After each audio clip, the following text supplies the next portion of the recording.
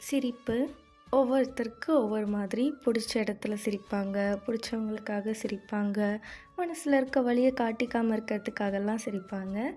நான் எப்போவுமே எனக்கு பிடிச்சத பண்ணும்போது நான் சிரிச்சிட்டே இருப்பேன். எப்போவுமே இதழில் புன்னகையோடு இருக்கணும்னு நான் நினைப்பேன்.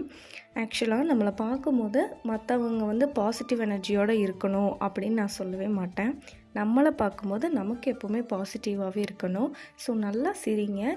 அதுக்காக இயல்பாக சிரிக்கிறத மறந்து இன்னும் அதிகமாக வலியோடலாம் சிரிக்கக்கூடாது. கொஞ்சமாக சிரித்தாலும் உண்மையாக சிரிக்கணும். ஓகே, இன்றைக்கி நான் தான் சமைச்சேன். ஆக்சுவலாக வீடியோவில் பார்க்கும்போது ஆச்சரியமாக இருக்குது. என்னடா இவ்வளோ அழகாக நம்ம சமைச்சிருக்கோம் அப்படின்ற மாதிரி.